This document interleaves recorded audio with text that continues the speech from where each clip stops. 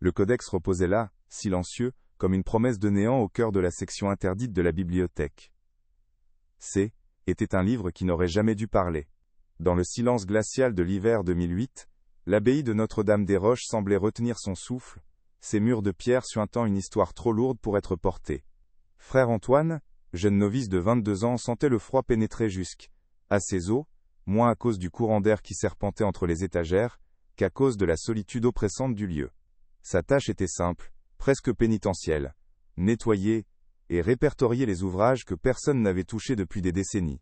Il ne savait pas encore qu'en déplaçant une simple reliure de cuir anonyme, il allait réveiller des fantômes endormis et forcer les pierres elles-mêmes à confesser un crime que le temps avait espéré effacer pour toujours. Le geste était machinal, dicté par l'ennui d'une journée qui étirait sans fin. Antoine passait un chiffon sec sur le cuir usé du codex, un volume sans titre, ni marque distinctive, une anomalie dans cet univers où chaque syllabe était sacrée et cataloguée. L'objet était étrangement lourd, dense, comme s'il contenait plus que de simples pages de parchemin.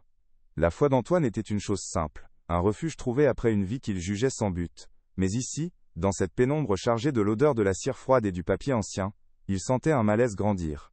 Ce livre ne ressemblait à aucun autre. Il n'invitait pas à la prière ou à la contemplation, mais semblait au contraire mettre en garde. Il était une porte fermée, une énigme muette qui défiait la curiosité, et c'est précisément ce qui poussa le jeune homme à l'ouvrir. La lumière du jour déclinait rapidement, transformant les hautes fenêtres de l'abbaye en miroirs sombres. Pour mieux distinguer les détails d'une page apparemment vierge dans la marge, Antoine approcha sa bougie. La petite flamme dansa, projetant des ombres mouvantes sur les murs, créant l'illusion d'un mouvement dans la pièce immobile. C'est alors que la magie, ou peut-être la malédiction, opéra. Sous la chaleur douce de la flamme, des lettres se mirent à apparaître sur le parchemin, comme si une main invisible les traçait depuis l'au-delà. D'abord faibles, puis de plus en plus nettes, des mots d'une couleur brune, presque sanguine, se formèrent dans la marge. Le souffle d'Antoine se coupa net dans sa poitrine. Ce N n'était pas une illusion. C était une écriture secrète, une confession écrite à l'encre sympathique, destinée à rester cachée à jamais. Son cœur battait à tout rompre, un tambour affolé dans le silence monastique. Il lut les premiers mots qui se matérialisaient sous l'effet de la chaleur, une phrase énigmatique et poétique, qui semblait tout droit sortie d'une prophétie oubliée. Là où l'agneau regarde le soleil couchant, sous la pierre froide, reposent les gardiens du silence. Les mots étaient d'une calligraphie élégante mais fébrile, comme tracés par une main pressée par la peur ou le remords. Antoine recula instinctivement la bougie, et les lettres commencèrent à s'estomper, retournant à leur invisibilité. Pris d'une curiosité morbide, il l'approcha de nouveau. Elles réapparurent, vibrantes, accusatrices. Il ne s'agissait pas d'une simple note de copiste, ou d'une prière cachée. C était un message, un secret murmuré à travers les âges, et il sentait déjà son poids écrasant. 20 ans plus tôt, octobre 1988. La même bibliothèque, mais l'atmosphère y était radicalement différente. L'air N était pas chargé de poussière et d'abandon, mais d'une tension palpable, presque électrique.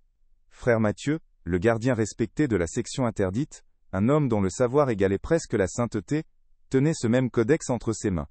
À ses côtés, le jeune frère Laurent, son protégé, le regardait avec une anxiété non dissimulée. Leur visage n'exprimait pas la curiosité, mais une terreur pure et glaciale.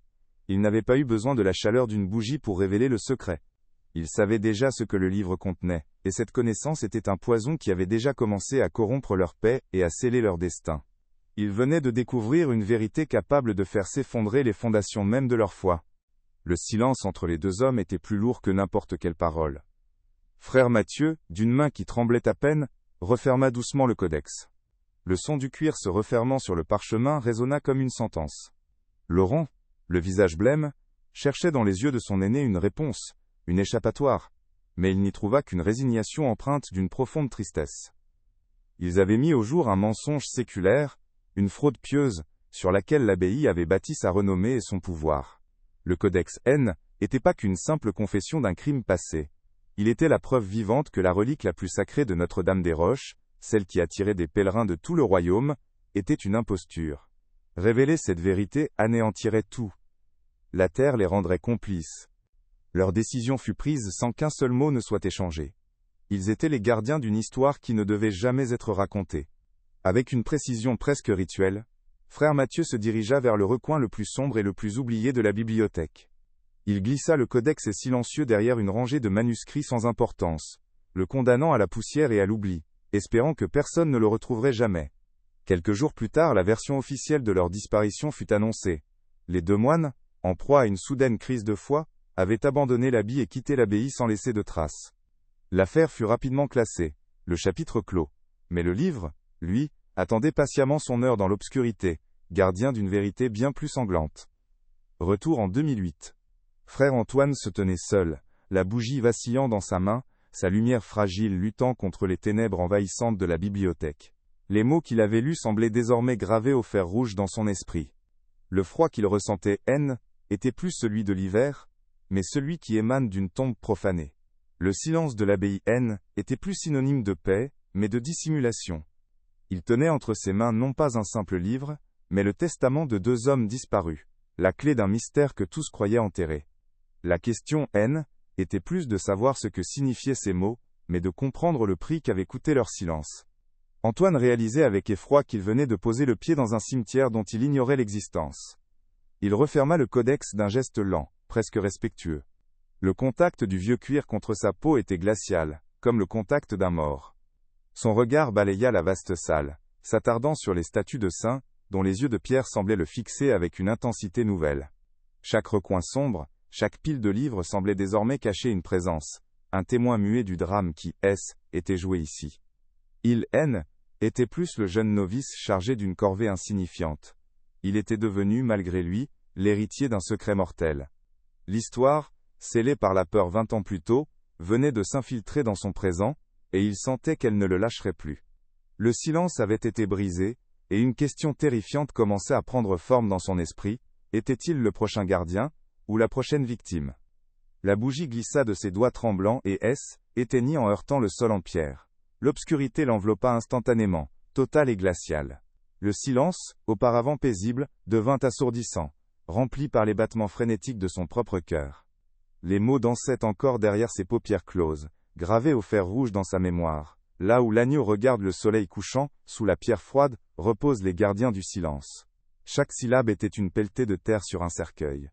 Le froid qu'il ressentait, était plus celui de l'hiver qui s'infiltrait par les fissures des murs, mais une terreur pure qui naissait au plus profond de son âme. Il était seul dans le noir, avec un secret qui pesait déjà plus lourd que toutes les pierres de l'abbaye. Sa respiration était courte, saccadée, comme s'il venait de faire surface après une longue noyade. À tâtons, les mains moites et maladroites, il chercha le chandelier sur le sol. Ses doigts effleurèrent la cire froide et le métal avant de parvenir à le saisir. Il lui fallut plusieurs tentatives pour rallumer la mèche avec le silex de sa poche, chaque étincelle manquée augmentant sa panique. Lorsque la petite flamme vacillante jaillit enfin, elle projeta des ombres démesurées et dansantes qui semblaient se moquer de lui. Son regard fut immédiatement attiré par le codex, posé sur la table comme une bête endormie. L'avait-il rêvé? Était-ce une illusion, une hallucination née de la fatigue, de la solitude et de l'atmosphère pesante de la section interdite? Une partie de lui suppliait que ce soit le cas, tandis qu'une autre, plus sombre et plus curieuse, exigeait la certitude. Il devait savoir, même si cette connaissance promettait de le détruire. Avec une lenteur infinie, comme s'il craignait de réveiller un esprit malveillant, il approcha de nouveau la bougie du livre. Il l'ouvrit à la page marquée, son souffle suspendu dans sa poitrine. Il inclina la flamme, et comme un miracle diabolique, les lettres commencèrent à réapparaître, se dessinant sur le parchemin d'une teinte brune, sinistrement semblable à du sang séché. Les gardiens du silence. La phrase confirmait ses pires craintes. Il ne s'agissait pas d'un seul homme, mais de plusieurs. Gardien. Le pluriel résonnait comme un glas funèbre. Qui était-il? Et quel secret avait-il gardé au point de devoir être réduit au silence éternel? Le poids de cette révélation était physique, une pression sur ses épaules qui le forçait à se courber, comme s'il portait déjà le fardeau de ses âmes oubliées. Son esprit, habituellement calme et ordonné par la prière et la routine, était un tourbillon chaotique. Qui avait pu écrire une telle chose? Un témoin accablé par la culpabilité? Un complice cherchant une forme d'absolution tardive? Ou pire encore, l'assassin lui-même, laissant derrière lui une confession cryptique, un jeu pervers avec la postérité. L'utilisation de l'encre sympathique était une preuve de préméditation absolue. Ce message n'était pas destiné à être lu par n'importe qui. Il était conçu pour rester caché, tout en possédant le potentiel d'être découvert. C était une bombe à retardement, placée au cœur de la bibliothèque, et il venait d'en déclencher le mécanisme. La vie simple et dévouée qu'il était venu chercher entre ces murs venait de voler en éclats, remplacée par un complot mortel. Une violente nausée le submergea. Il recula brusquement, heurtant une pile de manuscrits instables, qui s'effondra au sol dans un bruit sourd et poussiéreux. Le fracas déchira le silence monastique, résonnant dans la salle comme un coup de tonnerre. Antoine se figea, le corps entier tendu, l'oreille aux aguets. Quelqu'un venait-il?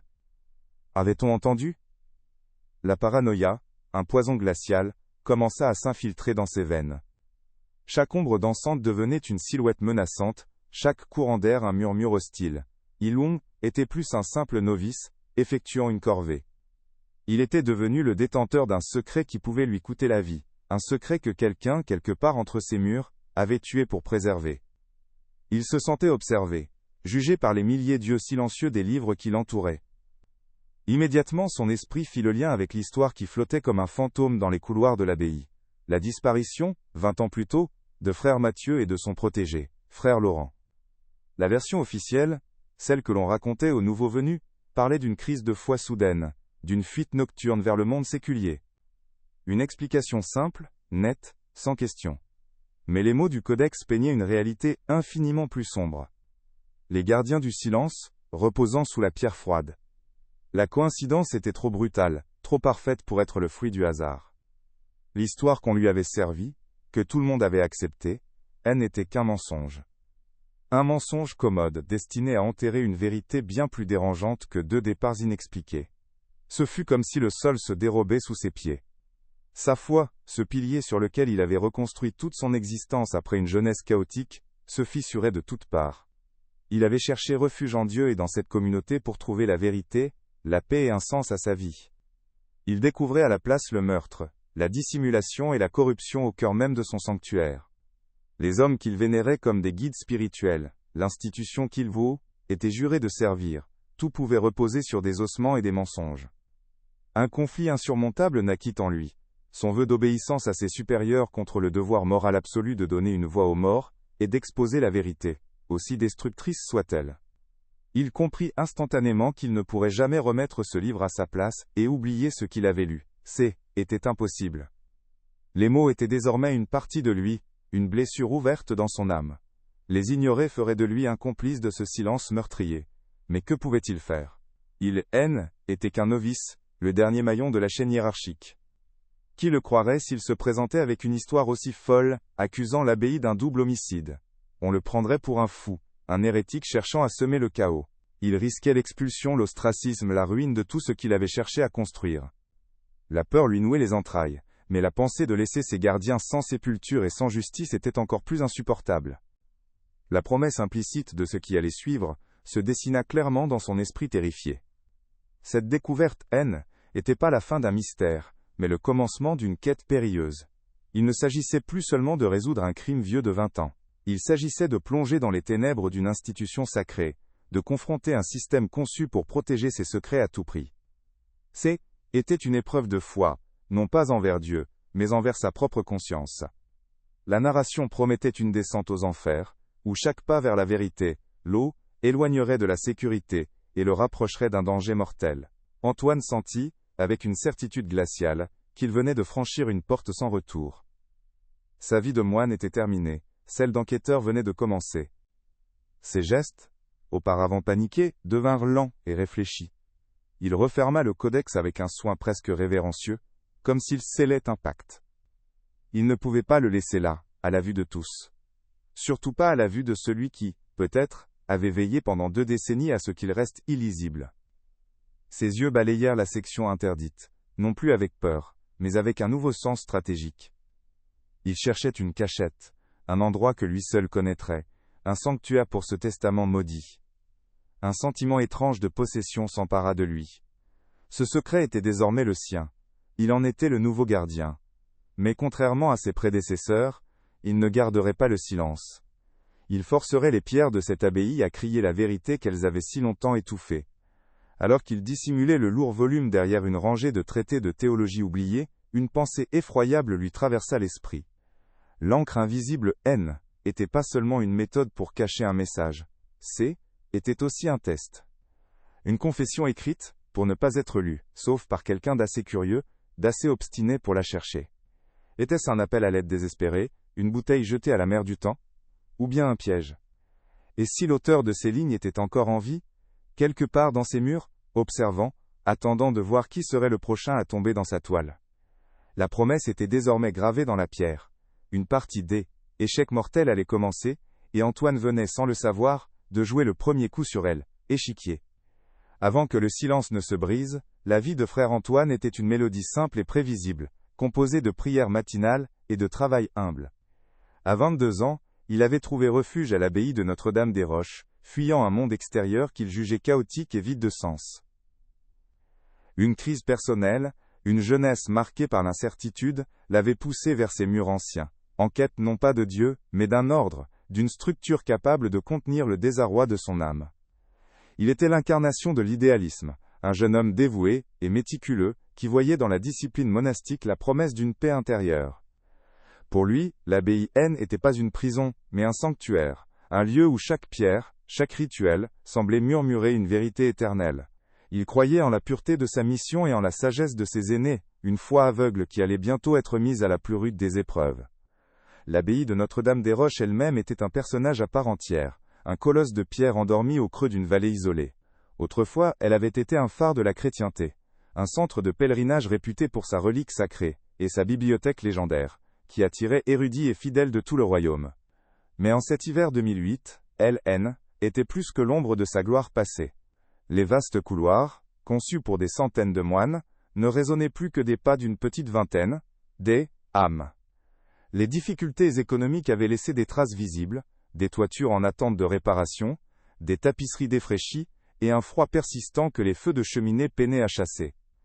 L'atmosphère était empreinte d'une mélancolie digne, celle d'une grandeur qui éteint lentement, un lieu où le poids de l'histoire semblait écraser un présent fragile et incertain. À la tête de cette communauté déclinante, se tenait le père Bernard, l'abbé. Âgé d'une soixantaine d'années, il était un homme dont l'intelligence redoutable n'avait d'égal que son pragmatisme glacial.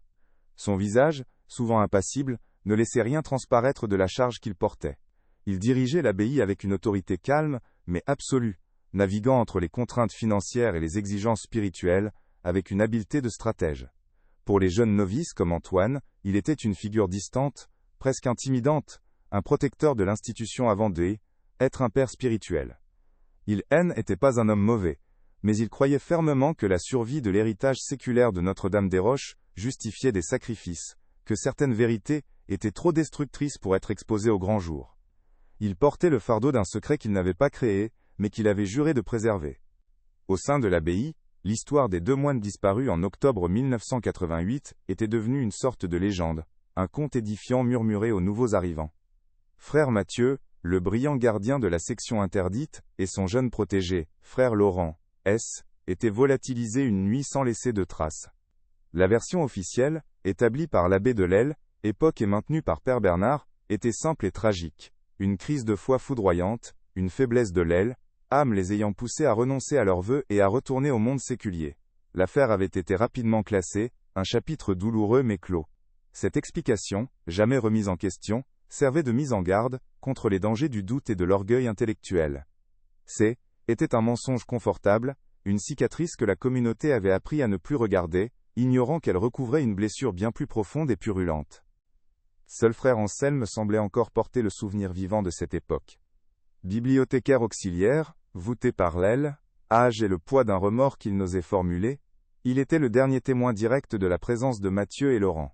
Il glissait entre les rayonnages comme un fantôme, ses yeux fuyants évitant tout contact direct. Il avait connu les 2 disparus, et cette connaissance était un poison qui le rongeait de l'intérieur. Ses rares interactions avec Antoine étaient un mélange de gentillesse craintive et d'avertissement énigmatique. Il lui parlait par parabole, évoquant la poussière qui recouvre les vérités, ou le danger de vouloir lire des livres qui ne veulent pas être lus.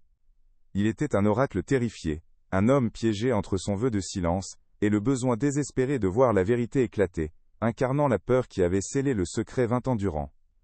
Le climat initial de l'histoire, avant la découverte du codex, était celui d'une routine immuable et faussement paisible.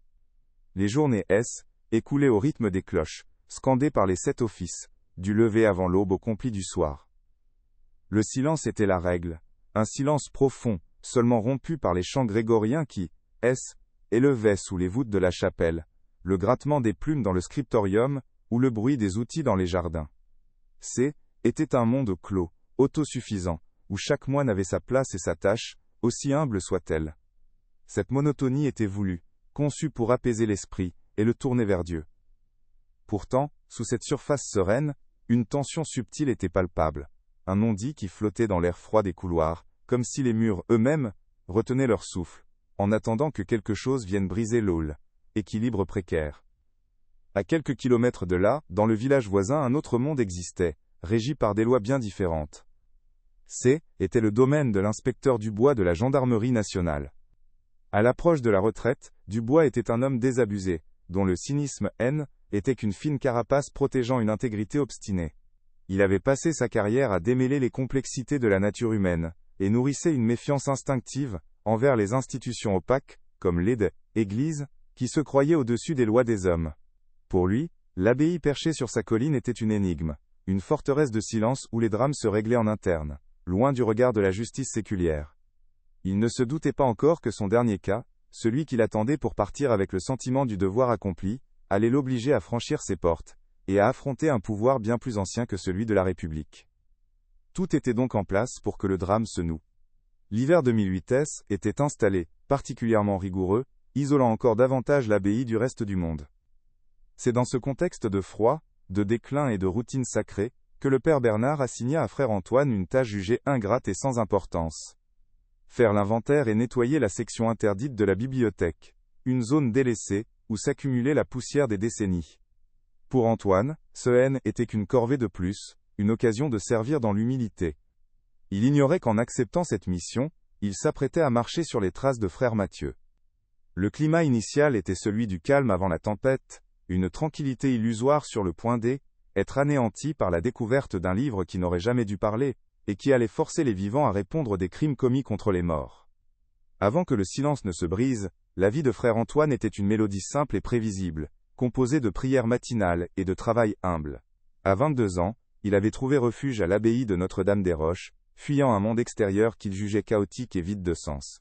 Une crise personnelle, une jeunesse marquée par l'incertitude, l'avait poussé vers ces murs anciens, en quête non pas de Dieu mais d'un ordre, d'une structure capable de contenir le désarroi de son âme. Il était l'incarnation de l'idéalisme, un jeune homme dévoué et méticuleux, qui voyait dans la discipline monastique la promesse d'une paix intérieure. Pour lui, l'abbaye n'était pas une prison, mais un sanctuaire, un lieu où chaque pierre, chaque rituel, semblait murmurer une vérité éternelle. Il croyait en la pureté de sa mission et en la sagesse de ses aînés, une foi aveugle, qui allait bientôt être mise à la plus rude des épreuves. L'abbaye de Notre-Dame-des-Roches elle-même était un personnage à part entière, un colosse de pierre endormi au creux d'une vallée isolée. Autrefois, elle avait été un phare de la chrétienté, un centre de pèlerinage réputé pour sa relique sacrée et sa bibliothèque légendaire, qui attirait érudits et fidèles de tout le royaume. Mais en cet hiver 2008, elle était plus que l'ombre de sa gloire passée. Les vastes couloirs, conçus pour des centaines de moines, ne résonnaient plus que des pas d'une petite vingtaine d'âmes. Les difficultés économiques avaient laissé des traces visibles, des toitures en attente de réparation, des tapisseries défraîchies, et un froid persistant que les feux de cheminée peinaient à chasser. L'atmosphère était empreinte d'une mélancolie digne, celle d'une grandeur qui éteint lentement, un lieu où le poids de l'histoire semblait écraser un présent fragile et incertain. À la tête de cette communauté déclinante, se tenait le père Bernard, l'abbé. Âgé d'une 60aine d'années, il était un homme dont l'intelligence redoutable n'avait égal que son pragmatisme glacial. Son visage, souvent impassible, ne laissait rien transparaître de la charge qu'il portait. Il dirigeait l'abbaye avec une autorité calme mais absolue, naviguant entre les contraintes financières et les exigences spirituelles, avec une habileté de stratège. Pour les jeunes novices comme Antoine, il était une figure distante, presque intimidante, un protecteur de l'institution avant d'être un père spirituel. Il n'était pas un homme mauvais, mais il croyait fermement que la survie de l'héritage séculaire de Notre-Dame-des-Roches justifiait des sacrifices, que certaines vérités étaient trop destructrices pour être exposées au grand jour. Il portait le fardeau d'un secret qu'il n'avait pas créé, mais qu'il avait juré de préserver. Au sein de l'abbaye, L'histoire des deux moines disparus en octobre 1988 était devenue une sorte de légende, un conte édifiant murmuré aux nouveaux arrivants. Frère Mathieu, le brillant gardien de la section interdite, et son jeune protégé, frère Laurent, S., étaient volatilisés une nuit sans laisser de traces. La version officielle, établie par l'abbé de l'Aile, époque et maintenue par Père Bernard, était simple et tragique. Une crise de foi foudroyante, une faiblesse de l'Aile, âme les ayant poussés à renoncer à leurs vœux, et à retourner au monde séculier. L'affaire avait été rapidement classée, un chapitre douloureux mais clos. Cette explication, jamais remise en question, servait de mise en garde contre les dangers du doute et de l'orgueil intellectuel. Était un mensonge confortable, une cicatrice que la communauté avait appris à ne plus regarder, ignorant qu'elle recouvrait une blessure bien plus profonde et purulente. Seul frère Anselme semblait encore porter le souvenir vivant de cette époque. Bibliothécaire auxiliaire, voûté par elle, âge et le poids d'un remords qu'il n'osait formuler, il était le dernier témoin direct de la présence de Mathieu et Laurent.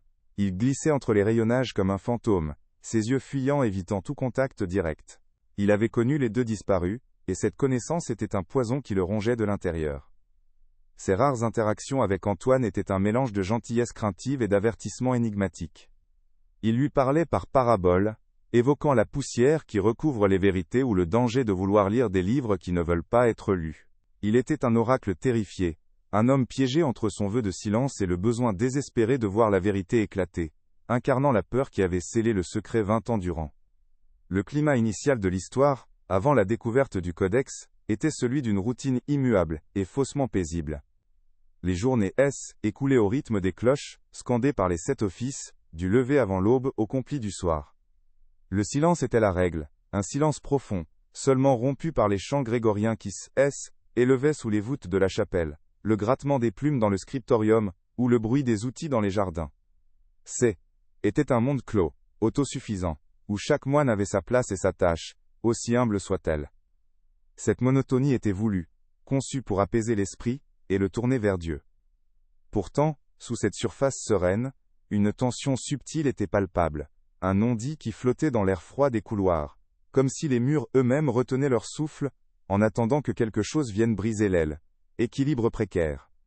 À quelques kilomètres de là, dans le village voisin, un autre monde existait, régi par des lois bien différentes. Était le domaine de l'inspecteur Dubois de la gendarmerie nationale. À l'approche de la retraite, Dubois était un homme désabusé, dont le cynisme était qu'une fine carapace protégeant une intégrité obstinée. Il avait passé sa carrière à démêler les complexités de la nature humaine, et nourrissait une méfiance instinctive envers les institutions opaques comme Église, qui se croyait au-dessus des lois des hommes.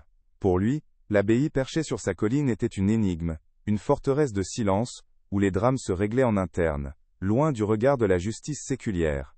Il ne se doutait pas encore que son dernier cas, celui qui l'attendait pour partir avec le sentiment du devoir accompli, allait l'obliger à franchir ses portes, et à affronter un pouvoir bien plus ancien que celui de la République.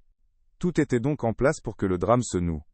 L'hiver 2008 était installé, particulièrement rigoureux, isolant encore davantage l'abbaye du reste du monde. C'est dans ce contexte de froid, de déclin et de routine sacrée que le père Bernard assigna à frère Antoine une tâche jugée ingrate et sans importance. Faire l'inventaire et nettoyer la section interdite de la bibliothèque. Une zone délaissée, où s'accumulait la poussière des décennies. Pour Antoine, ce était qu'une corvée de plus. Une occasion de servir dans l'humilité. Il ignorait qu'en acceptant cette mission, il s'apprêtait à marcher sur les traces de frère Mathieu. Le climat initial était celui du calme avant la tempête, une tranquillité illusoire sur le point d'être anéanti par la découverte d'un livre qui n'aurait jamais dû parler, et qui allait forcer les vivants à répondre des crimes commis contre les morts. La première étape de l'enquête d'Antoine se déroula dans le secret oppressant de sa propre cellule, à la lueur d'une bougie volée. Il recopia la phrase maudite sur un bout de parchemin, ses doigts tremblants encore. Là où l'agneau regarde le soleil couchant, sous la pierre froide, reposent les gardiens du silence. Chaque mot était une pièce d'un puzzle macabre. L'agneau, symbole du Christ, de l'innocence, du sacrifice. Le soleil couchant, une direction évidente, l'ouest. Son esprit, habitué à l'exégèse des textes sacrés, se mit à travailler avec une fièvre nouvelle. Il ne s'agissait plus d'interpréter la parole de Dieu, mais de déchiffrer la confession du diable. Il visualisa le plan de l'abbaye, chaque chapelle, chaque sculpture, chaque vitrail. La peur se mêlait à une étrange excitation intellectuelle. Il tenait le fil, et il savait qu'au bout se trouvait un tombeau. Le lendemain, Antoine transforma ses corvées quotidiennes en une mission de reconnaissance clandestine. Chaque coup de balai dans le cloître, chaque prière dans la nef principale, était une occasion d'observer, de chercher. Il se sentait épié, chaque regard d'un autre moine devenant une source de paranoïa. Les yeux fuyants du vieux frère Anselme, qu'il croisait près de la bibliothèque, semblaient chargés d'un avertissement muet, une pitié terrifiée, qui ne faisait qu'attiser son angoisse. L'agneau était partout, brodé sur des bannières, sculpté dans le bois des stalles, peint sur des fresques murales. Mais aucun ne correspondait parfaitement. Aucun ne semblait regarder l'Ouest avec l'intention décrite dans le codex. La frustration commençait à le ronger, et avec elle, le doute. Et s'il s'agissait d'une métaphore plus complexe, d'une énigme spirituelle qu'il était incapable de résoudre? La journée étirait, et le secret pesait comme une pierre dans sa poitrine. Alors qu'il rangeait de vieux missels dans une sacristie oubliée, un souvenir fragmentaire lui revint. Une conversation des mois plus tôt, avec un des plus anciens frères aujourd'hui décédés. L'ancien lui avait parlé avec nostalgie de la vieille chapelle Saint-Jean, située dans l'aile ouest de l'abbaye, désaffectée depuis un éboulement partiel du toit dans les années 70. Saint Jean-Baptiste, celui que l'on surnomme l'agneau de Dieu. Une chapelle à l'ouest. La connexion fut instantanée, une décharge électrique qui parcourut tout son corps. Était là. L'endroit était interdit d'accès, jugé trop dangereux. Cette interdiction, loin de le décourager, renforça sa certitude. Un lieu abandonné, oublié de tous, était la cachette parfaite pour un crime que l'on voulait effacer de l'histoire. Il savait ce qu'il devait faire cette nuit-là. La nuit tomba sur l'abbaye, l'enveloppant d'un silence presque surnaturel. Antoine attendit que les respirations profondes de ses frères dans le dortoir deviennent régulières, puis il se glissa hors de son lit. Pieds nus sur les dalles glaciales, il se déplaçait comme un spectre, un levier en fer dissimulé dans la manche de sa bure. Le chemin vers l'aile ouest était un parcours d'obstacles angoissants, où chaque planche de parquet qui craquait, chaque courant d'air qui sifflait, semblait être une alarme. La porte de la chapelle était massive, condamnée par un lourd cadenas rouillé. Il lui fallut de longues minutes, les mains écorchées et le cœur au bord des lèvres, pour forcer la serrure. Le son métallique du cadenas qui cède résonna dans le couloir désert comme un coup de feu, le laissant pétrifié, l'oreille tendue, attendant des pas qui, heureusement, ne vinrent jamais. L'intérieur de la chapelle était un tombeau de poussière. Un unique rayon de lune, filtrant à travers un oculus crasseux, découpait une lame de lumière spectrale dans l'obscurité. L'air était lourd, stagnant, chargé de l'odeur de la pierre humide et de la décomposition lente. Au centre de la pièce se dressait l'autel, un bloc de marbre massif et nu. Antoine s'approcha, la lumière de sa bougie faisant danser des ombres grotesques sur les murs décrépits. Et là, sur la face avant de l'autel, à moitié effacée par le temps, se trouvait la sculpture. Un agneau. Ses yeux de pierre, vides et érodés, fixaient sans équivoque la direction de l'oculus, là où le soleil se couchait chaque soir. Il n'y avait plus de doute. Il était au bon endroit. Le souffle coupé, il sentit le froid de la tombe remonter du sol. Sous la pierre froide. Ses yeux quittèrent l'agneau pour se poser sur le sol devant l'autel. Il s'agenouilla, passant ses mains sur les dalles inégales. La plupart étaient solidement scellées, mais l'une d'elles, directement sous le regard de la sculpture, bougea très légèrement sous la pression de ses doigts. En y regardant de plus près, il distingua un fin contour, comblé par de la terre et des débris. Était la pierre. Il glissa la pointe du levier dans la fissure et fit peser tout son poids. La dalle résista, un son de grincement sinistre raclant le silence. Il s'arc-bouta, les muscles de ses bras et de son dos en feu, le visage couvert de sueur malgré le froid glacial. L'effort était herculéen, comme s'il essayait de soulever le poids de 20 ans de mensonges. Avec un craquement sec et définitif, la pierre bascula, révélant une ouverture noire et béante. Une bouffée d'air vicié, une odeur pestilentielle de terreau et de pourriture indicible, lui monta au visage, le forçant à reculer en étouffant un haut-le-cœur. Tremblant de tous ses membres, il se força à se pencher et à abaisser sa bougie dans le trou. La petite flamme vacillante jeta une lueur orangée sur ce qui se trouvait en dessous. Ce n'était pas une crypte, mais une fosse creusée à la hâte. Au fond, enchevêtrés dans les lambeaux pourris de ce qui avait été des bures de moines, gisaient 2 squelettes. Les os blancs luisaient sinistrement à la lumière de la bougie. La vérité était plus une phrase cryptique. Était un charnier. Les gardiens du silence avaient été retrouvés. La vision le frappa avec la violence d'un coup de poing. La réalité brute et macabre de la scène anéantit le reste de sa composure. Ces os, ce N, n'étaient pas des concepts, étaient les restes de frère Mathieu et frère Laurent. Des hommes qu'il n'avait jamais connus, mais dont le destin venait de cesse, écraser sur lui de tout son poids. Une vague de pitié, de colère et de terreur pure le submergea. Il se releva d'un bond, l'eau éloignant du trou comme s'il était maudit, le corps secoué de tremblements incontrôlables. Le codex avait dit la vérité. Tout était vrai. Alors qu'il se tenait là, paralysé par l'horreur, l'esprit en pièces, il entendit un bruit. Un son léger mais distinct, venant de l'entrée de la chapelle qu'il avait laissée entr'ouverte. Le frottement d'une semelle sur la pierre. Son sang se glaça. Hélène était plus seule. Le souffle coupé, Antoine resta pétrifié, son esprit incapable de traiter l'horreur de la découverte, et la terreur d'une présence inattendue. Une silhouette massive se dessina dans l'encadrement de la porte, bloquant la lumière blafarde de la lune. La flamme de sa bougie vacilla, projetant l'ombre allongée de l'intrus sur les murs décrépits de la chapelle. Une voix calme, mais tranchante comme un éclat de verre, déchira le silence. « Frère Antoine, que faites-vous ici » Ce N était ni un cri ni une accusation, mais une question posée avec une autorité glaciale, qui ne laissait aucune place à la évasion. Était la voix du père Bernard, l'abbé. Il n'y avait aucune surprise dans son ton, seulement une déception froide et calculatrice, comme s'il avait surpris un enfant commettant une faute attendue. La peur d'Antoine se mua en une certitude effroyable. L'abbé savait. Il avait toujours su. Père Bernard s'avança lentement dans la chapelle, ses pas résonnant avec une régularité macabre sur les dalles de pierre. Il ne jeta qu'un regard bref et impassible dans la fosse béante, comme s'il contemplait une simple imperfection dans la maçonnerie plutôt qu'un charnier. Puis, ses yeux d'acier se fixèrent sur Antoine, le clouant sur place. « Il y a des portes que la curiosité ne doit jamais forcer, mon fils.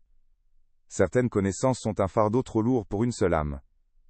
Elles appartiennent à Dieu seul. » Le sermon était une menace à peine voilée. L'abbé n'avait pas besoin de crier pour imposer sa volonté. Sa présence seule suffisait à remplir l'espace, à étouffer l'air. Il se tenait là, non pas comme un homme de Dieu découvrant un crime, mais comme le gardien d'un secret, interrompu dans sa veille de 20 ans. Avec un calme terrifiant, l'abbé fit un signe de tête vers la dalle de pierre. « Aidez-moi. Nous allons refermer ce qui n'aurait jamais dû être ouvert. » Pour Antoine, cet ordre était une torture. Obéir signifiait devenir complice. Participer activement à la profanation en recélant la tombe de ces deux hommes. Mais désobéir était impensable. Paralysé par la peur et l'autorité écrasante de son supérieur, il s'exécuta, ses membres se mouvant comme ceux d'une marionnette. Ensemble, dans un silence de mort, ils firent glisser la lourde pierre pour la remettre en place. Le son grave et définitif de la dalle retombant dans son logement, résonna comme la fermeture d'un cercueil. Le secret était de nouveau enterré. Mais cette fois, Antoine savait ce qui se cachait dessous, et ce savoir était un poison qui commençait déjà à le consumer de l'intérieur. De retour dans le couloir glacial, loin des ossements, Père Bernard se tourna vers Antoine. Son visage, à peine éclairé par la bougie, était un masque de marbre. Ce que vous avez vu ce soir n'a jamais existé. Frère Mathieu et frère Laurent ont quitté cette abbaye de leur plein gré, vaincus par le doute. C'est la seule et unique vérité. La préserver est essentielle à la survie de notre communauté, à la foi de ceux qui cherchent refuge ici. Votre vœu d'obéissance vous lie à ce silence. Chaque mot était pesé, chaque syllabe était une brique de plus dans le mur de la dissimulation. Il ne s'agissait plus d'une simple consigne, mais d'un commandement absolu. Antoine comprenait désormais la nature du pouvoir qui régissait l'abbaye. Un pouvoir capable de réécrire l'histoire, et de sanctifier le mensonge, au nom d'un prétendu bien supérieur. Rentré dans sa cellule, Antoine ne trouva aucun repos. Le sommeil était un pays lointain et inaccessible. Assis sur sa paillasse, il regardait ses mains, encore maculées de la poussière de la tombe. Il se sentait souillé, non seulement physiquement, mais spirituellement. La confrontation avec l'abbé avait brisé la dernière parcelle de son innocence. La foi qui l'avait conduit entre ses murs était en ruine. Il ne voyait plus des hommes de Dieu, mais des conspirateurs, des gardiens d'un tombeau. Une rage froide et déterminée commença à remplacer la peur. Son vœu d'obéissance était un pacte avec des hommes, pas avec le mal. Il ne pouvait pas laisser ce crime impuni. La question était plus de savoir s'il devait parler, mais comment. Il était seul, prisonnier de ses murs, et son seul ennemi était l'homme qui contrôlait chaque aspect de sa vie. Les jours suivants furent un supplice de dissimulation. Antoine jouait le rôle du novice obéissant, accomplissant ses tâches avec une application mécanique, la tête basse pendant les offices, son esprit entièrement consumé par l'élaboration d'un plan. Il ne lui restait qu'une seule option, une transgression ultime, contacter le monde extérieur. Sa seule occasion était la sortie hebdomadaire au village voisin, un privilège accordé aux novices pour acheter quelques fournitures. Il devait être parfait, ne montrer aucun signe de son tourment intérieur, ne donner à l'abbé aucune raison de se méfier de lui. Il passa des nuits blanches à répéter mentalement ce qu'il dirait, comment il le dirait, cherchant les mots justes pour alerter la justice séculière sans se trahir. Chaque prière silencieuse était plus adressée à Dieu, mais à une force inconnue, implorant le courage de mener sa mission à bien. Le jour de la sortie arriva enfin, un matin d'hiver gris et mordant. Le cœur battant à tout rompre, Antoine quitta l'abbaye avec un autre novice. Une fois au village, il prétexta un besoin urgent pour s'isoler. Il repéra une vieille cabine téléphonique assise à elle, écart de la place principale, un vestige d'un autre temps. Ses mains tremblaient si fort qu'il eut du mal à introduire la pièce dans la fente. Il composa le numéro de la gendarmerie nationale, son souffle formant des nuages de buée dans l'air glacial. Une voix neutre répondit. D'une voix basse et altérée par la peur, Antoine parla. « Je veux signaler un crime. À l'abbaye de Notre-Dame-des-Roches, il y a 2 corps, enterrés dans la vieille chapelle Saint-Jean, sous l'autel. » Il refusa de donner son nom, et raccrocha brusquement, le combiné glissant de sa main moite. À quelques kilomètres de là, dans son bureau encombré de dossiers, l'inspecteur Dubois, un homme à l'aube d'une retraite qui l'attendait sans enthousiasme, décrocha le téléphone que lui passait son standardiste. Il écouta le rapport de l'appel anonyme avec un scepticisme professionnel. Des canulars, il en avait reçu des dizaines au cours de sa carrière. Pourtant, quelque chose dans ce message le retint. L'abbaye. Cette forteresse de silence qui dominait la vallée, avait toujours exercé sur lui une fascination mêlée de méfiance. Les détails précis, la vieille chapelle, sous l'autel, donnaient une consistance troublante à ce qui aurait pu être qu'une divagation. Il se leva, et se dirigea vers la fenêtre. Au loin, les tours de Notre-Dame-des-Roches perçaient le ciel bas et nuageux. Contre toute attente, son instinct de vieux flic lui murmurait que cette histoire, aussi folle soit-elle, méritait qu'on y jette un œil. L'arrivée de l'inspecteur Dubois et de son équipe de la gendarmerie nationale fut une déchirure dans le tissu temporel de l'abbaye. Les véhicules bleus, modernes et fonctionnels, semblaient incongrus, presque vulgaires, garés dans la cour pavée, où seuls les pas des moines, et le chant des oiseaux, rompaient habituellement le silence. Père Bernard les accueillit sur le parvis, son visage, une étude d'impénétrabilité. Il n'y avait ni hostilité ni chaleur dans son regard, seulement une acceptation froide et distante de l'inévitable. Pour lui, ce était pas le début d'une quête de justice, mais une intrusion profane dans un domaine régi par d'autres lois, plus anciennes et plus hautes. Le choc de 2 mondes, celui de la foi et celui de la loi, était sur le point de commencer, et l'air glacial de l'hiver semblait crépiter de cette tension. La chapelle Saint-Jean, violée une première fois par Antoine, fut de nouveau profanée par la science. Elle, équipe de la police technique et scientifique, vêtue de combinaisons blanches qui les faisaient ressembler à des apparitions d'un autre siècle, installa son matériel autour de la fosse. Chaque outil, chaque flash d'appareil photo, chaque prélèvement méticuleux était une offense à la sacralité du lieu. Les moines observaient de loin, leur visage un mélange de curiosité morbide et de malaise profond.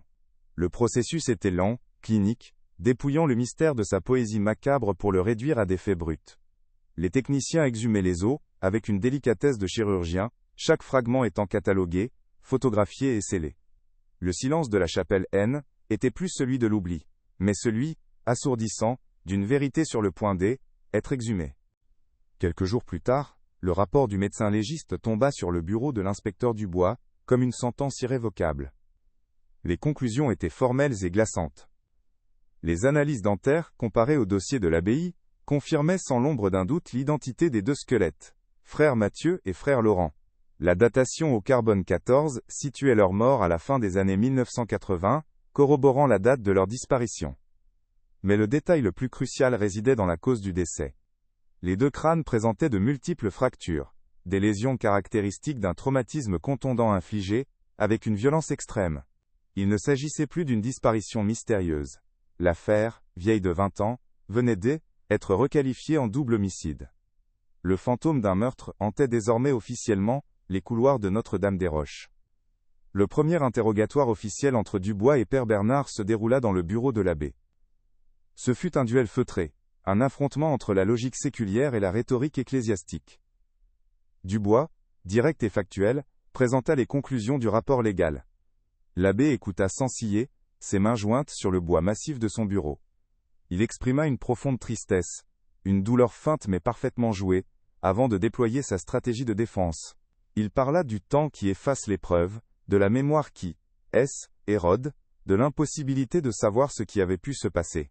Il maintint avec une fermeté inébranlable la version de la fugue, suggérant que les deux frères avaient pu rencontrer une fin tragique bien après avoir quitté la protection des murs de l'abbaye.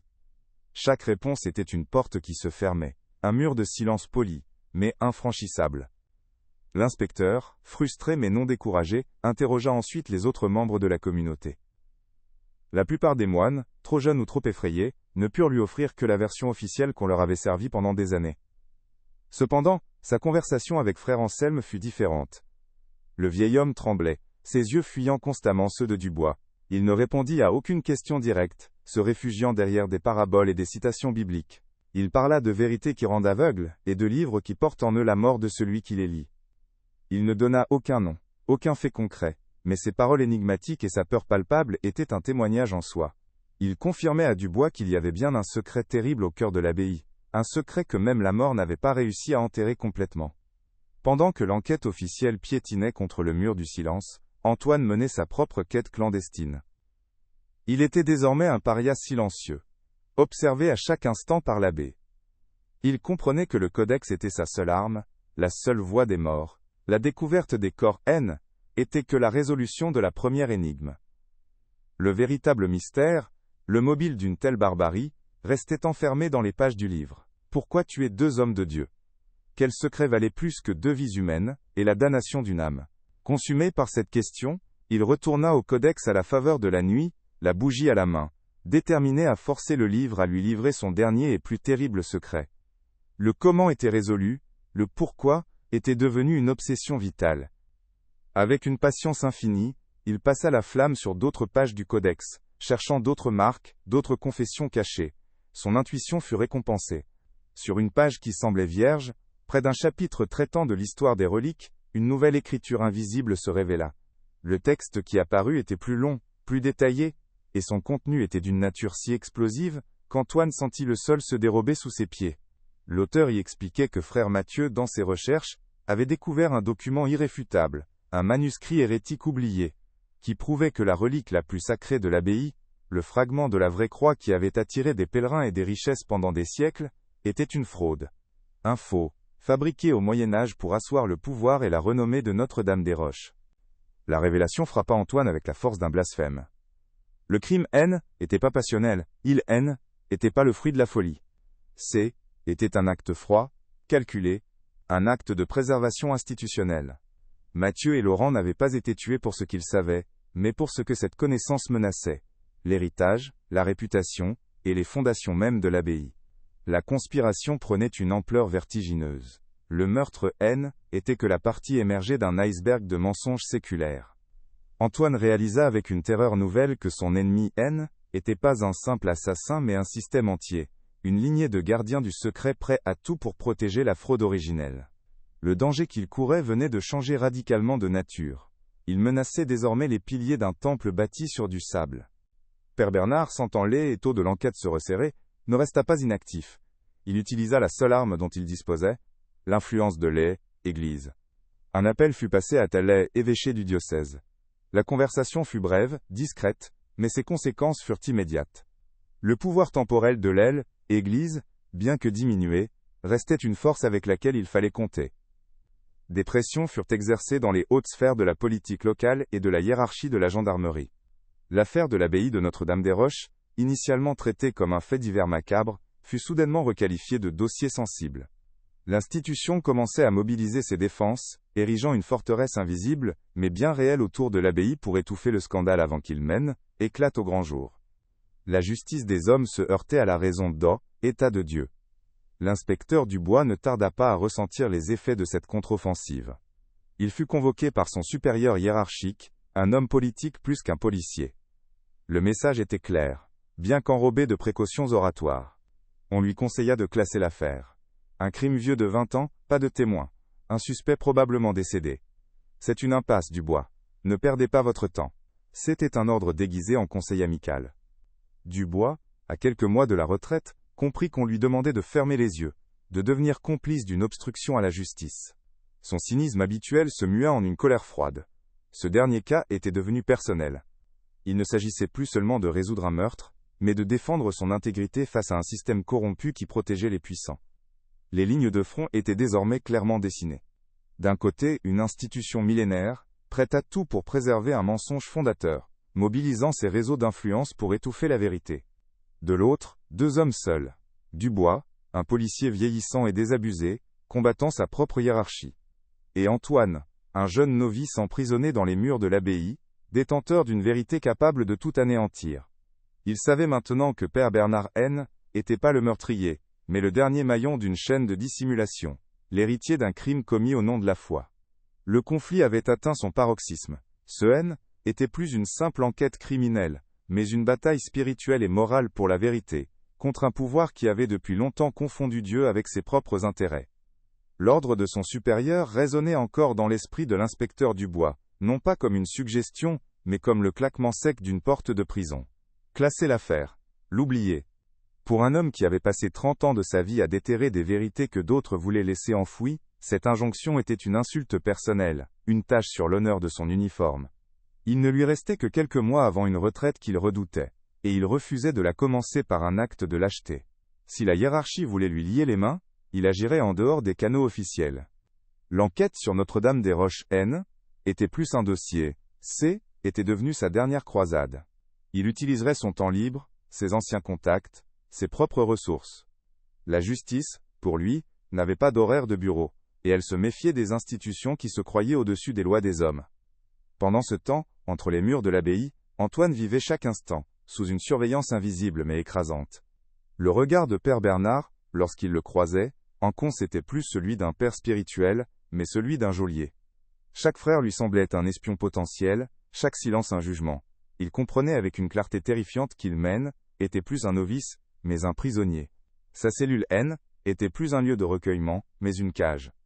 Isolé, sans aucun moyen de contacter Dubois, il ne lui restait qu'une seule arme, un seul allié silencieux, le Codex. Le livre qui avait commencé son cauchemar était désormais son unique espoir. Il devait y retourner, non plus seulement pour comprendre le passé, mais pour trouver un moyen de survivre au présent, et de forcer l'avenir à rendre justice. La peur qui le paralysait se transformait lentement en une détermination froide et tranchante. Dubois commença son enquête clandestine par ce qui lui semblait le plus logique. L'argent. Les institutions, même les plus saintes, avaient des besoins bien terrestres. Il passa des journées entières dans les archives départementales, épluchant de vieux journaux locaux et des registres financiers datant de la fin des années 1980. Ce qu'il découvrit fut édifiant. En 1987 et au début de 1988, l'abbaye de Notre-Dame-des-Roches était au bord de la faillite. Des articles de presse évoquaient une baisse drastique des pèlerinages, un manque de vocation et des dettes qui s'accumulaient. La fameuse relique n'attirait plus les foules. L'abbaye était en train de mourir. Puis, soudainement, au début de l'année 1989, quelques mois après la disparition de Mathieu et Laurent, la situation était inversée de manière spectaculaire. Un miracle financier, trop beau pour être honnête. Le Codex appelait Antoine. Chaque nuit, il se glissait hors du dortoir, son cœur battant à un rythme effréné contre ses côtes, pour rejoindre la section interdite. Il ne cherchait plus seulement des phrases, mais des nuances, des indices sur l'auteur de la confession. Qui était cet homme capable de tuer pour protéger une fraude, mais assez tourmenté pour laisser derrière lui une confession cryptée? En examinant une page de garde qu'il avait jusqu'alors ignorée, il découvrit sous la chaleur de sa bougie, une note plus courte, tracée d'une main plus fébrile. Elle ne parlait pas de meurtre, mais d'un serment. Le pacte du silence a été scellé dans le sang de l'agneau, pour préserver la maison du Père. Que ceux qui le partagent portent ce fardeau jusqu'au jugement dernier. La conspiration N n'était pas l'acte d'un seul homme. Était un pacte. Plusieurs savaient.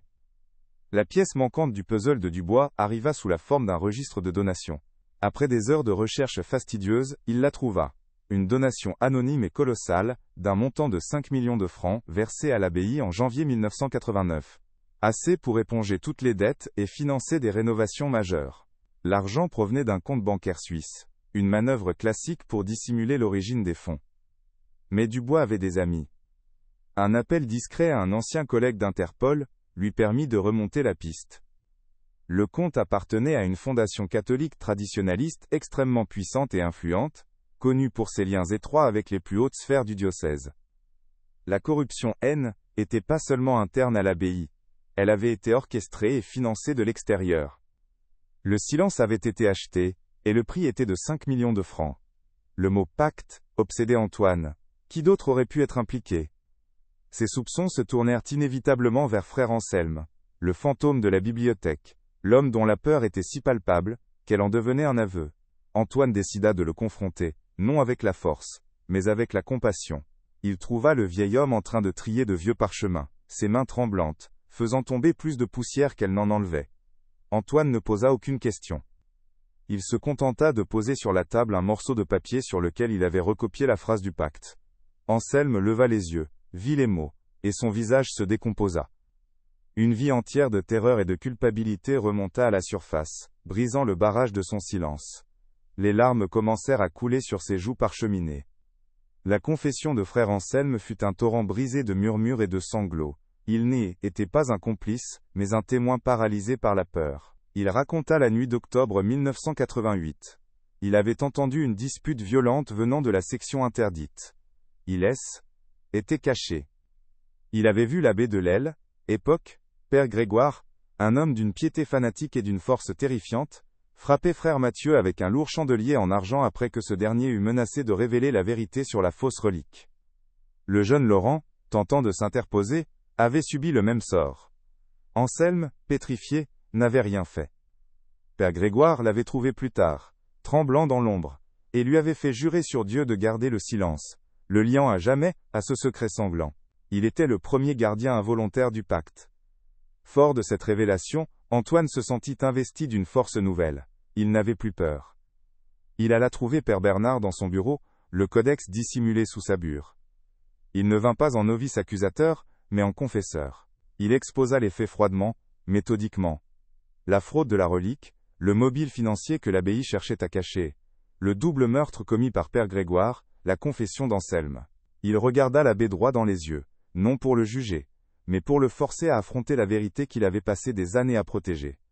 Le silence qui suivit fut plus lourd que toutes les pierres de l'abbaye, un abîme entre deux conceptions de la foi, l'une cherchant la vérité à tout prix, l'autre prête à tout pour préserver une illusion salvatrice. Père Bernard ne nia rien. Pour la première fois, le masque de contrôle se fissura, laissant entrevoir un homme écrasé par le poids d'un héritage maudit. Il avoua, non le meurtre, mais la dissimulation. Il était le protégé de Père Grégoire. Sur son lit de mort, l'ancien abbé lui avait tout confessé, lui faisant jurer de continuer à protéger l'institution. Il avait accepté, convaincu qu'il agissait pour un bien supérieur, pour sauver la communauté et la foi des fidèles. Révéler la vérité aurait été comme dynamiter une cathédrale, pour exposer une fissure dans ses fondations. Il était devenu le second gardien du pacte, un rôle qu'il assumait avec une résignation tragique. Il n'était pas un monstre mais un homme qui avait sacrifié sa propre âme, pour ce qu'il croyait être le salut de beaucoup d'autres. La confession de l'abbé, cependant, ne fut pas un acte de libération, mais une manœuvre stratégique. Il voyait désormais en Antoine non plus un jeune homme égaré, mais une menace existentielle, un missile pointé sur le cœur de Notre-Dame-des-Roches. Il ne pouvait pas le tuer, mais il pouvait l'enterrer vivant. Avec une autorité glaciale, il se leva et sonna une cloche. 2 moines robustes entrèrent. Père Bernard, d'une voix calme et pleine d'une fausse compassion, déclara que frère Antoine, tourmenté par des visions et consumé par l'orgueil spirituel, avait perdu la raison. Il ordonna qu'on le conduise à sa cellule et qu'on l'y enferme, pour sa propre protection et pour le repos de son âme. La porte de la cellule se referma sur Antoine, le plongeant dans l'obscurité. Il était seul, réduit au silence, prisonnier de l'homme même qui venait de lui avouer la vérité. L'escalade du conflit avait atteint son point de non-retour. Dehors, Dubois, ignorant tout du sort d'Antoine, rassemblait les dernières preuves d'une conspiration financière et ecclésiastique, qui dépassait tout ce qu'il avait imaginé. Il se préparait à forcer les portes de l'abbaye, cette fois non plus avec un simple mandat de perquisition, mais avec le poids d'un scandale capable de faire trembler le Gitschusque, à Rome. Dedans, Antoine était pris au piège, détenteur de la vérité ultime, mais privé de sa voix. Le codex, sa seule preuve, était resté dans la bibliothèque. La bataille finale n'allait pas se jouer sur le terrain de la foi ou de la morale, mais dans une course contre la montre. Dubois devait atteindre Antoine avant que le système, dans un dernier acte de préservation, ne parvienne à l'effacer complètement. L'obscurité de la cellule était une entité vivante, pressante et glaciale. Antoine était assis sur sa paillasse, non pas dans la prière, mais dans une fureur silencieuse. Chaque minute qui passait était une victoire pour le mensonge, une pelletée de terre de plus, sur la tombe de Matthieu et Laurent. Le froid des pierres suintait à travers sa bure, mais ce haine était rien comparé au gel qui s'emparait de son âme. Il était plus un novice cherchant la paix, il était un témoin réduit au silence, un gardien de la vérité enchaîné par ceux qui avaient juré de la servir. Ses doigts grattaient nerveusement le mortier effrité entre les pierres du mur. Il ne s'agissait plus de foi, ou d'obéissance. Il s'agissait de survie, non seulement la sienne, mais celle de la vérité elle-même, une flamme fragile qu'il sentait vaciller dans les ténèbres de sa prison. Il collait son oreille à la lourde porte de bois, guettant le moindre son. Les rondes des moines, les chants lointains des complis, le silence pesant de la nuit monastique. Il savait qu'il ne pouvait pas attendre. Père Bernard n'était pas un homme qui laissait des fils dénoués. Il l'avait enfermé pour gagner du temps, pour préparer la prochaine étape. Le discréditer, le faire passer pour fou, peut-être même organiser son transfert vers un monastère isolé, d'où sa voix ne porterait jamais. Ou pire. La pensée, froide et nette, lui transperça l'esprit. Un accident. Une chute dans un escalier mal éclairé. Une maladie soudaine. Dans un lieu où la vie et la mort étaient gouvernées par le silence, faire disparaître un novice de plus, serait d'une simplicité effroyable. La cellule N n'était pas une punition, était une antichambre. À l'aube, alors qu'une lumière grise et malade commençait à peine à filtrer par la meurtrière de sa cellule, un bruit inhabituel déchira la routine matinale de l'abbaye. Ce N n'était pas le son des cloches, mais le grondement grave de moteurs. Dehors, dans la cour d'honneur, 2 véhicules de la gendarmerie nationale se garèrent, leurs portières claquant dans l'air glacial, avec une autorité profane. L'inspecteur Dubois descendit du premier véhicule, son visage fermé et déterminé. Il ne venait plus en simple enquêteur, mais en bras armé de la loi. Dans sa main, il tenait non pas une demande, mais un mandat de perquisition en bonne et due forme, obtenu en urgence auprès d'un juge d'instruction sur la base de preuves accablantes de fraude financière et d'obstruction à la justice. Le sanctuaire N était plus inviolable, la justice des hommes était venue frapper à la porte de la maison de Dieu. Père Bernard l'attendait sur le parvis, seul, sa silhouette noire se découpant sur la pierre ancienne. Son calme était olympien, mais ses yeux trahissaient une tension extrême. Le duel reprit, mais cette fois, les règles avaient changé. « Inspecteur, votre insistance frise le sacrilège », commença l'abbé d'une voix égale. Dubois brandit le document. « Et votre silence, mon père, frise la complicité de meurtre. J'ai un mandat. Je vais perquisitionner chaque recoin de cette abbaye, et je vais parler à chaque moine, à commencer par le jeune frère Antoine. Où est-il » Le nom d'Antoine, prononcé avec une telle force, fit l'effet d'une détonation. Le regard de Bernard se durcit. Il comprit que le novice était la clé, le lien que Dubois cherchait. Il ne pouvait plus se contenter de le cacher. Il devait agir. À l'intérieur de sa cellule, Antoine entendit l'agitation lointaine. Des voix plus fortes, des pas pressés. L'espoir, violent et douloureux, jaillit dans sa poitrine. Dubois. Il était là. Mais la porte restait fermée. Il comprit que l'abbé ferait tout pour l'empêcher de parler. Poussé par une adrénaline pure, il se mit à examiner sa prison avec une attention désespérée. La meurtrière était trop étroite. La porte, massive. Puis son regard se posa sur le sol, dans un coin sombre. Une dalle légèrement descellée, qu'il avait remarquée 1000 fois sans y prêter attention. Il se jeta à terre, grattant le contour avec ses ongles jusqu'à ce qu'il saigne. Utilisant le talon de sa sandale comme levier, il parvint à la soulever. En dessous, un conduit étroit et poussiéreux, une ancienne canalisation d'air, s'enfonçait dans les entrailles du monastère. Était sa seule chance. Pendant que Dubois et ses hommes commençaient leur perquisition méthodique, retardée à chaque étape par la résistance passive de Père Bernard, qui invoquait des protocoles et des zones sacrées, l'abbé éclipsa. Son objectif était clair et unique. La section interdite. Le codex. Était la source de tout, la preuve matérielle qu'il y ait la fraude au meurtre. S'il pouvait le détruire, le brûler, le réduire en cendres, l'histoire d'Antoine ne serait plus que le délire d'un esprit dérangé. Il se déplaçait avec une rapidité surprenante pour son âge, non plus comme un prélat, mais comme un soldat défendant sa forteresse. Son visage n'exprimait plus la résignation, mais une détermination fanatique. Il allait commettre un dernier péché pour sauver ce qu'il croyait être l'aile, âme de son abbaye, sacrifiant un livre pour préserver un mensonge millénaire. Le conduit était un tombeau étroit et suffocant. Antoine rampait dans l'obscurité totale, la poussière et les toiles d'araignée emplissant sa bouche et ses poumons. La pierre rugueuse lui écorchait les genoux et les coudes. Chaque mouvement était un effort herculéen. Il avançait à l'instinct, guidé par les sons étouffés qui lui parvenaient. Il sentait qu'il se dirigeait vers le cœur de l'abbaye, vers la bibliothèque.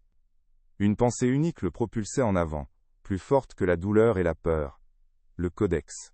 Il devait l'atteindre avant Bernard. Il ne rampait pas pour sa liberté, mais pour protéger la voix des morts, le testament de papier et de sang qui était devenu sa seule raison de être. Il émergea enfin derrière une rangée de manuscrits, haletants, couverts de crasse, un spectre surgissant des entrailles de l'histoire. La scène qu'il accueillit dans la section interdite était digne d'une tragédie antique. Père Bernard se tenait devant le pupitre où reposait le codex, une lampe à huile à la main, sa flamme projetant des ombres démoniaques sur son visage. Il était sur le point d'y mettre le feu. « Non !» Le cri d'Antoine était rauque, presque inhumain. L'abbé se retourna stupéfait de le voir là. La surprise laissa place à une fureur froide. « Hérétique ! Vous voulez détruire des siècles de foi pour un orgueil personnel. » Il se jeta sur Antoine, non pour le frapper, mais pour l'œil, écarté, pour atteindre le livre. Une lutte désespérée s'engagea, non pas un combat, mais une empoignade grotesque entre le vieil homme et le jeune novice, au milieu des témoins silencieux de milliers de livres. Le bruit de leur souffle haletant était le seul son dans l'immense salle. Bernard, dans sa frénésie, repoussa violemment Antoine qui trébucha en arrière. L'abbé saisit le lourd codex, le soulevant au-dessus de sa tête non pour le lire, mais pour le fracasser contre le sol, pour en briser le dos, en disperser les pages. Mais au moment où son geste destructeur allait s'accomplir, une voix tremblante, mais étonnamment claire, éleva depuis l'ombre des étagères.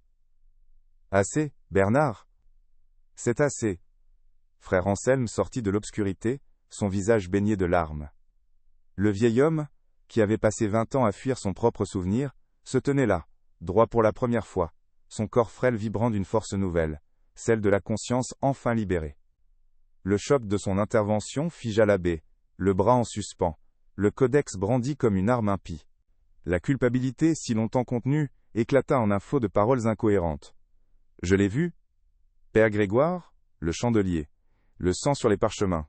Il a dit que était pour Dieu. Pour la foi. Mais ce N était que pour la pierre et l'orgueil. » La confession d'Anselme, haletante et désespérée, était la pièce manquante, le témoignage direct qui validait chaque mot du codex. Père Bernard le regarda, non avec colère, mais avec une immense lassitude. Le dernier gardien du secret venait de trahir le pacte. Le silence était définitivement brisé, non par la science de la police, ou la curiosité d'un novice, mais par le remords d'un homme qui ne pouvait plus porter son fardeau. Le livre tomba des mains de l'abbé, atterrissant sur les dalles, avec un bruit sourd et final. C'est à cet instant précis que les portes de la bibliothèque s'ouvrirent à la volée. L'inspecteur Dubois entra, suivi de 2 gendarmes. Les faisceaux puissants de leurs lampes torches balayèrent l'obscurité, figeant la scène comme une photographie macabre. L'abbé, vaincu et vide, le novice, couvert de poussière et de détermination, et le vieux moine, pleurant silencieusement sa libération. Au sol entre eux reposait le codex, ouvert à une page où la chaleur de la lampe à huile abandonnée commençait déjà à révéler les lettres brunes d'une écriture secrète. Il n'y eut pas de résistance. La vérité n'avait plus besoin être déchiffrée, elle était là, exposée dans la lumière crue de la loi, irréfutable et dévastatrice. Le silence qui s'installa ensuite était différent. Ce N était plus le silence du secret ou de la peur, mais celui, lourd et solennel, qui suit une grande bataille. Père Bernard ne dit plus un mot. Il tendit ses poignets aux gendarmes avec une dignité étrange, celle d'un homme qui, en perdant tout, trouvait peut-être une forme de paix. Son regard croisa une dernière fois celui d'Antoine. Il n'y avait plus de menace, seulement une infinie tristesse, la reconnaissance silencieuse d'un héritage maudit qui venait de prendre fin avec lui. Antoine, épuisé, sentit le poids de 20 ans d'histoire se soulever de ses épaules. Il avait empêché le livre de brûler, mais il savait, en regardant les visages de Dubois et des autres, que les flammes de la vérité allaient maintenant tout consumer sur leur passage. Le codex silencieux avait enfin crié. Son écho allait résonner bien au-delà des murs de l'abbaye, ébranlant les fondations non seulement d'une communauté, mais d'une foi bâtie sur une relique frauduleuse, et scellée par le sang. Antoine ramassa le livre. Le cuir était froid sous ses doigts, mais pour la première fois, il ne lui semblait plus maudit. Il était devenu un objet de justice, le symbole d'une vérité qui, même enterrée sous des couches de pierre, de temps et de mensonges, finit toujours par trouver un chemin vers la lumière. La tension la plus vive était passée, laissant place à la certitude glaçante des conséquences à venir.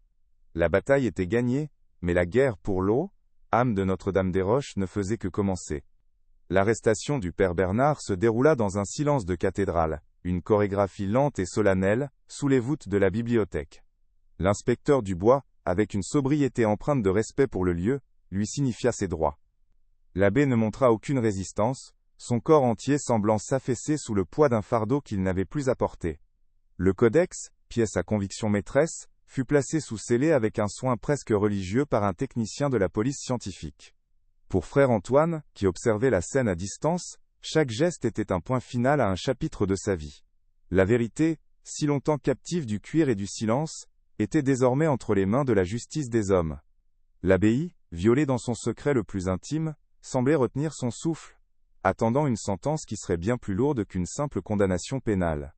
La résolution factuelle commençait, mais la cicatrisation des âmes, elle, prendrait des décennies. Conduit au poste de gendarmerie du village voisin, un lieu d'une banalité presque comique après la grandeur gothique de l'abbaye, père Bernard livra une confession complète et méthodique. Assis face à Dubois, dans une salle d'interrogatoire impersonnelle, il ne chercha ni à se dérober ni à minimiser son rôle. Il admit avoir hérité du secret de son prédécesseur, père Grégoire, sur son lit de mort. Il expliqua avec une logique glaciale sa décision de maintenir le silence. La révélation de la fraude de la relique aurait anéanti la foi de milliers de pèlerins, et précipité la chute d'une institution millénaire. Pour lui, le meurtre de 2 hommes était un péché terrible. Mais le sacrifice de l'héritage spirituel de Notre-Dame-des-Roches était un mal infiniment plus grand. Il ne demandait pas le pardon, mais la compréhension pour un choix qu'il considérait comme le moindre de 2 mots. Un acte de protection tragique et désespéré. La déposition de frère Anselme fut le contrepoint émotionnel à la froide rationalité de l'abbé. Le vieil homme, libéré de 20 ans de terreur, raconta la nuit du meurtre avec une précision déchirante. Il décrivit le son du chandelier en argent, heurtant le crâne de frère Mathieu, le cri étouffé de frère Laurent, le regard fanatique de père Grégoire. Ces mots, entrecoupés de sanglots, peignaient un tableau d'une violence inouïe, une profanation au cœur même du savoir et de la prière. Sa culpabilité de n'avoir rien dit, être muré dans un silence complice était palpable. Son témoignage était pas seulement une preuve accablante contre un mort, et son héritier. Était l'exorcisme d'un fantôme qu'il avait hanté pendant la moitié de sa vie. En parlant, il ne condamnait pas seulement les coupables, il se libérait enfin de ses propres chaînes, trouvant une forme d'absolution dans la vérité crue. Le scandale éclata avec la violence d'un orage, secouant la quiétude de la vallée et bien au-delà. Les titres des journaux nationaux titraient en lettres capitales « Double meurtre à l'abbaye, le secret sanglant de Notre-Dame-des-Roches ». Des équipes de télévision du monde entier campèrent devant les grilles de l'abbaye, transformant le lieu de recueillement en une attraction médiatique morbide. La double révélation du meurtre et de la fraude de la relique sacrée fut une déflagration pour l'opinion publique. Pour les fidèles, ce fut un séisme spirituel, une trahison qui ébranlait les fondements même de leur foi. Les questions soulevées dépassaient le simple fait divers. Elles interrogeaient la nature du pouvoir de l'Église, sa capacité à dissimuler ses propres crimes, et la validité d'une foi construite sur un mensonge, aussi pieux soit-il. Face à la tempête, évêché qui avait initialement tenté de étouffer l'affaire, fut contraint à une communication de crise. Dans une conférence de presse tendue, évêque du diocèse, exprima son horreur et sa profonde tristesse. Il condamna sans équivoque les actes de père Grégoire et la dissimulation de père Bernard, annonçant une enquête interne approfondie et promettant une transparence totale. Cependant, concernant la relique, le discours fut plus ambigu. On parla d'une tradition historique dont l'authenticité reste sujette à des débats d'experts, une tentative maladroite de minimiser l'impact de la fraude. L'institution, prise au piège, cherchait à sacrifier les hommes pour sauver le système, espérant que la condamnation des individus suffirait à préserver la crédibilité de l'Église dans son ensemble. Mais le mal était fait, et la confiance, une fois brisée, ne se répare pas si facilement. Les preuves matérielles vinrent clore définitivement le chapitre de l'incertitude. L'analyse scientifique du codex confirma que l'encre sympathique datait de la fin des années 1980, et que la calligraphie correspondait bien à celle de Père Grégoire, retrouvée dans d'autres archives de l'abbaye. L'arme du crime, un lourd chandelier en argent massif, fut retrouvé par les gendarmes dans un coffre scellé de la sacristie, portant encore des traces microscopiques de sang. Le rapport d'autopsie finale détailla avec une précision clinique la violence des coups portés à Mathieu et Laurent. Il n'y avait plus de place pour le doute ou l'interprétation.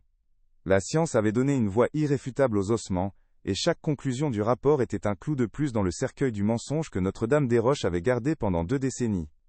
Le procès de Père Bernard fut bref et sans surprise. Accusé de complicité de meurtre par dissimulation de preuves et d'obstruction à la justice, il fut condamné à une peine de 15 ans de réclusion criminelle. Durant les audiences, il maintint une attitude de dignité brisée, acceptant sa sentence comme une pénitence inévitable. Il ne se voyait pas comme un criminel, mais comme un soldat déchu, ayant perdu une guerre menée pour une cause qu'il jugeait juste. Sa condamnation fut un symbole puissant. La loi de la République était imposée à la loi du silence, qui prévalait derrière les murs du monastère. Pour l'opinion publique, justice était faite, même si le véritable meurtrier, Père Grégoire, avait échappé à tout jugement en mourant quelques années plus tôt, emportant avec lui le secret de sa propre damnation. Les conséquences pour l'abbaye de Notre-Dame-des-Roches furent fatales. Le lieu, désormais souillé par le sang et le mensonge, devint un symbole de la corruption ecclésiastique. Les quelques moines restants, incapables de supporter le poids du scandale et le regard des curieux, demandèrent leur transfert vers d'autres communautés. Un par un, ils quittèrent les lieux, laissant les vastes couloirs de plus en plus vides et silencieux. Finalement, Lumini, évêché, prit la décision de déconsacrer l'abbaye.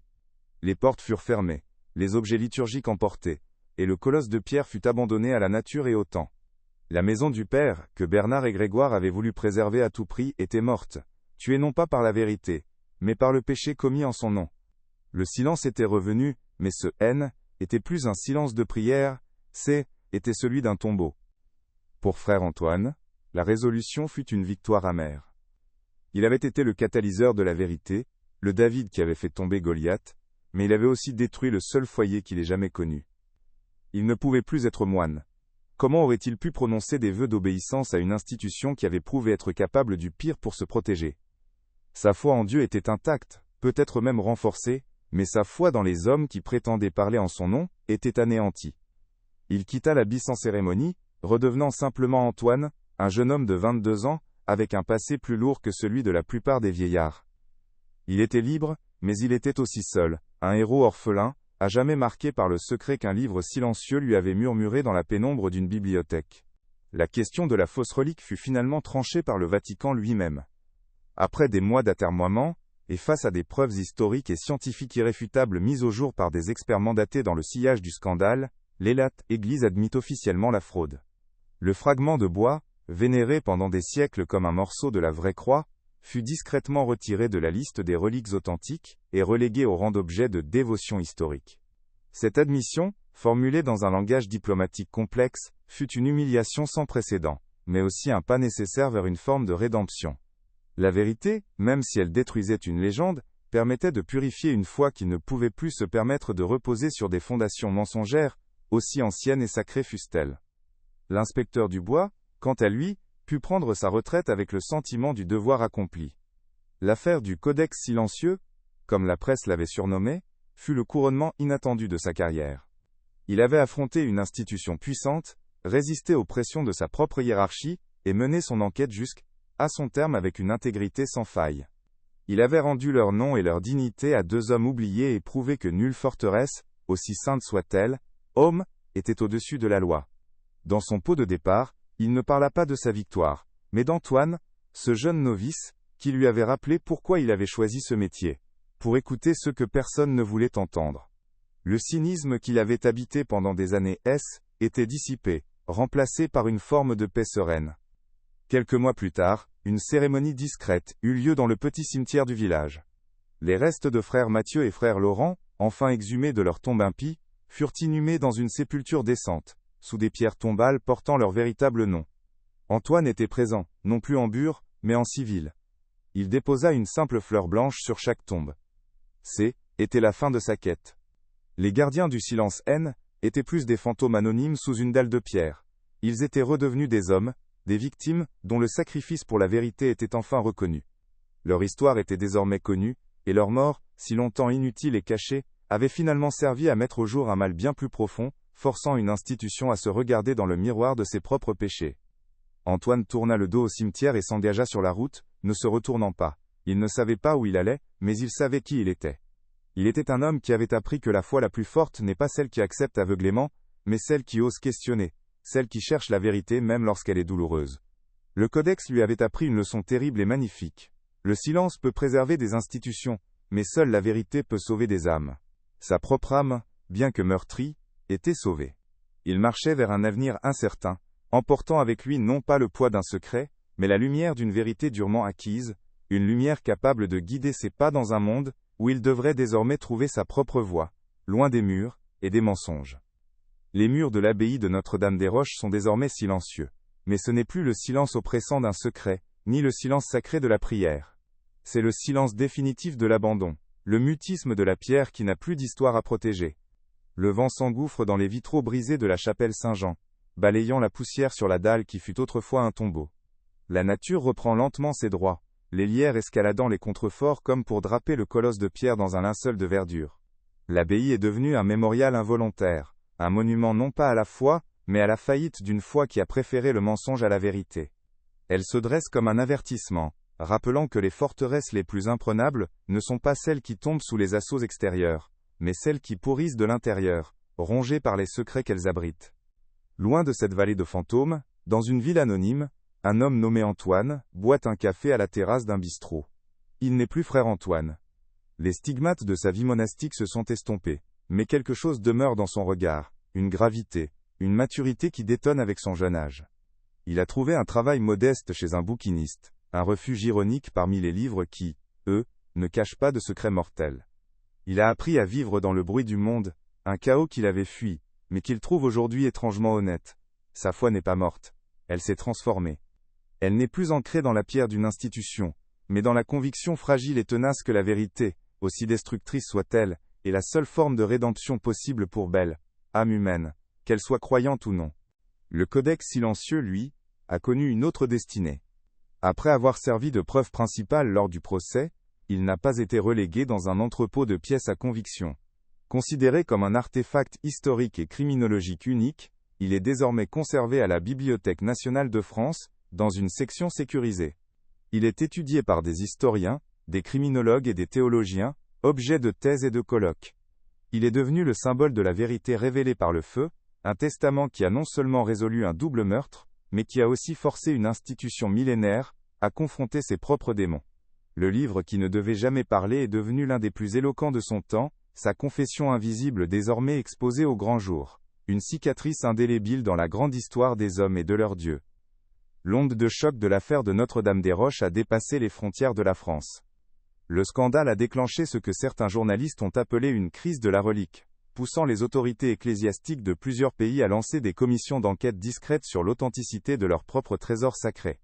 La chute de l'abbaye a servi de catalyseur, forçant une introspection douloureuse sur la frontière ténue entre la foi pieuse et la fraude historique. Le Vatican, tout en gérant la crise publiquement, a initié en interne des protocoles plus stricts pour la vérification des artefacts. Le sacrifice de Matthieu et Laurent, si longtemps vain, avait finalement acquis une portée universelle, leur mort devenant une graine de doute salutaire, obligeant une foi endormie à se questionner pour ne pas mourir de ses propres certitudes. Parfois, lors des froides journées d'automne, Antoine prend un train et retourne dans le petit village qui borde la vallée de l'abbaye. Il ne s'approche jamais des ruines, mais se rend directement au cimetière. Il se tient un long moment devant les deux tombes simples de Matthieu et Laurent, désormais réunis et honorés. Il ne prie pas. Il se souvient. Il pense à ces deux hommes qui, 20 ans avant lui, avaient fait le même choix, celui de la vérité face à l'institution. Ils en étaient morts, et lui, en avait été transformé. Ils étaient les véritables gardiens, non pas du silence, mais d'une intégrité qui leur avait coûté la vie. En déposant une fleur, il ne rend pas seulement hommage à deux victimes, mais ils renouvellent un serment silencieux, une promesse faite à leur mémoire, de ne jamais laisser un mensonge, aussi puissant soit-il, avoir le dernier mot. Cette quête de vérité est devenue le nouveau centre de sa vie. Après la publication d'un livre discret où il relatait son histoire, il a commencé à recevoir des lettres, des messages codés, des appels à l'aide, venus d'autres lieux de silence.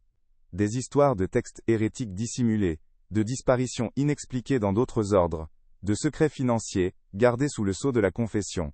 Il a compris que Notre-Dame-des-Roches n'était pas une exception, mais un symptôme. Avec l'aide de quelques contacts discrets, dont un inspecteur du bois, désormais à la retraite mais toujours actif, il a commencé à enquêter, utilisant sa connaissance unique des archives ecclésiastiques, et sa compréhension des mentalités pour déterrer d'autres vérités. Et cela était que le début de quelque chose de bien plus grand. Il est devenu un archéologue des âmes perdues, un détective du sacré. Sa mission était plus de servir Dieu à travers la prière, mais de le servir en rendant leur histoire à ceux que l'institution avait tenté d'effacer. Chaque cas était un nouveau codex à déchiffrer, une nouvelle encre sympathique à révéler. Il voyageait léger, un sac à dos contenant quelques livres et un ordinateur, se déplaçant d'une archive diocésaine à une bibliothèque monastique oubliée, souvent sous un faux nom. Il témen archivou les iliés ni par la vengeance, ni par un désir de détruire l'Église, mais par une conviction profonde que la foi, pour être pure, devait être capable de supporter le poids de ses propres péchés. Il cherchait les fissures dans les murs des cathédrales, non pour les abattre, mais pour laisser la lumière y entrer. L'histoire du Codex silencieux est donc terminée, mais la question qu'il a soulevée demeure, vibrante et universelle. Combien de vérités dorment encore sur les étagères de bibliothèques oubliées scellées non par l'encre sympathique, mais par la peur, la loyauté ou le pouvoir? Combien de gardiens du silence continuent, aujourd'hui même, de protéger des tombes secrètes au nom d'un bien supérieur? L'affaire de Notre-Dame-des-Roches nous a appris que les plus grands monstres ne sont pas toujours ceux qui tuent par haine ou par folie, mais parfois ceux qui tuent par amour, un amour dévoyé pour une institution, une idée, ou une tradition, jusqu'à sacrifier l'humain sur l'autel de l'abstrait. Chaque silence a une histoire, et chaque histoire attend son lecteur. Car au final c'est là que réside l'ultime leçon de ce livre de cuir et de sang. Les institutions peuvent bâtir des murs de pierre et de mensonges pour protéger leur fragilité, les hommes peuvent jurer des pactes de silence pour enterrer leurs crimes, et le temps lui-même peut recouvrir les tombes d'une couche épaisse d'oubli. Mais la vérité possède une nature incandescente. Elle peut rester cachée pendant des décennies, voire des siècles, mais elle attend patiemment son heure. Il suffit d'une étincelle de curiosité, d'une flamme de courage, pour qu'elle surgisse des ténèbres, brûlant tout sur son passage, non pour détruire, mais pour purifier, car la vérité ne meurt jamais, elle attend simplement que quelqu'un soit assez courageux pour la lire à haute voix.